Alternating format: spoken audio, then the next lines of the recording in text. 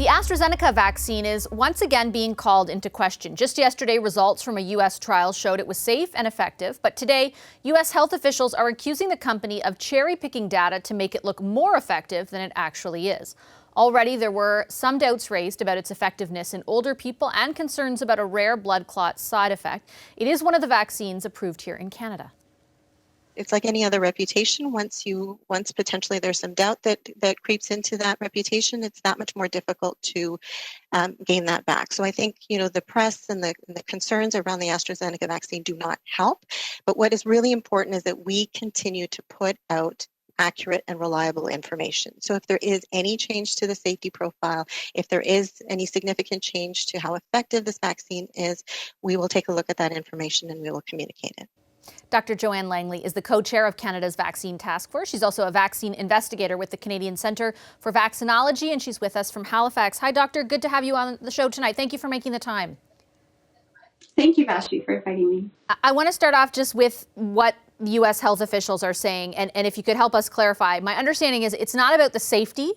There doesn't seem to be any questions about the safety. It's about the effectiveness that the drug maker was saying it had based on the latest data from the United States. Is that accurate? I think that's correct. So when Health Canada approved the AstraZeneca vaccine as a very effective vaccine in which the reduction in the population risk of was 62%. So there were no hospitalizations, no deaths. It wasn't as high as some other vaccines, but it was a safe vaccine and effective in our fight against COVID. Yesterday, there was a news release that it was higher than the 62%, which was encouraging. And today we find out that might not be the case. But nothing has changed about the safety profile, and we still have that 62% value that led to Health Canada's approval. And let's just deal with the 62%. In layman's terms, what does that mean? Because I think on the face of it, some people would hear 62% effective and think, oh, what about the rest of the time type of thing. But what does it mean in layman's terms? Yeah, good question. So when we calculate vaccine efficacy, we compare the rate of infection in people who were vaccinated compared to people who were unvaccinated. And that ratio, as it were, is the efficacy. So it's looking at the whole population and the risk. So for example, if the incidence of COVID was 2%, if you got the vaccine, only less than 1% of people would get the infection. So a 50% reduction would be a reduction by half. You're reducing the risk of getting COVID by 62%. And in fact, no participants in the studies that were reviewed by Health Canada died or were hospitalized. And at the end of the day, that latter part is really important, right? Because it's not just about getting COVID, but it's about actually suffering severely from it or passing away, right? That's in essence, isn't that what the vaccine is trying to stop from happening? Absolutely, absolutely. And, we have multiple vaccines that will be in our armamentarium.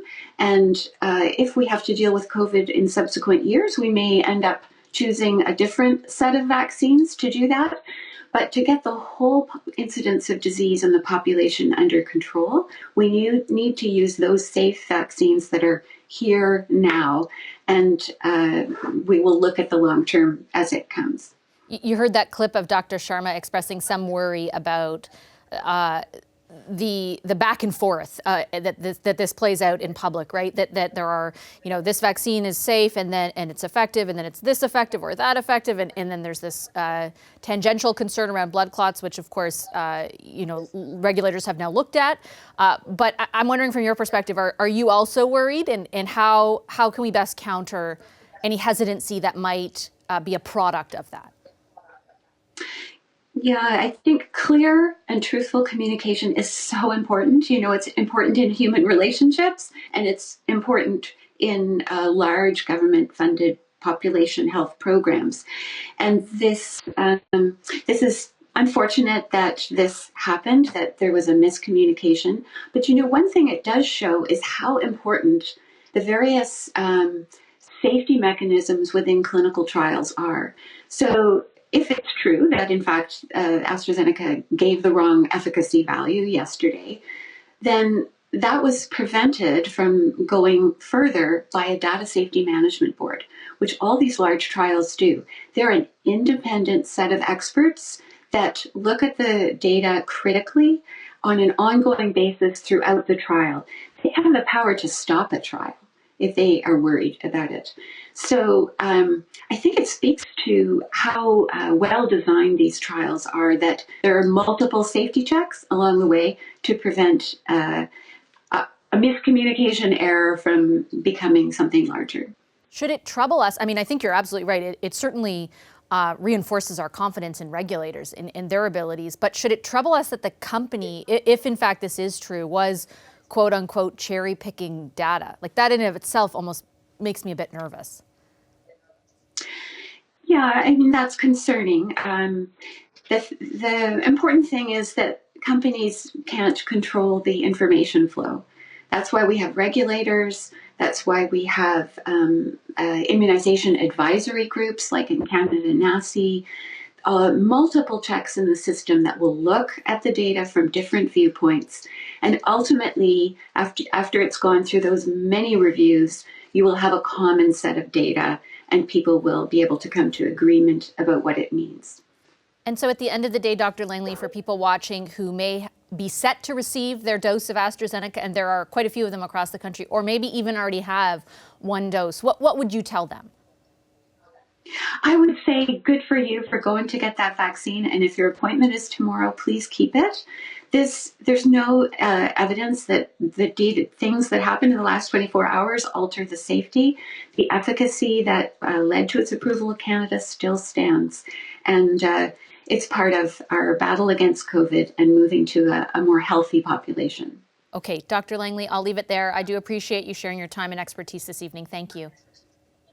My pleasure. Thanks. Dr. Joanne Langley is the co-chair of Canada's Vaccine Task Force. Hi, I'm Vashi Capellos, host of Power in Politics. See more of our show by subscribing to the CBC News channel or click the link for another video.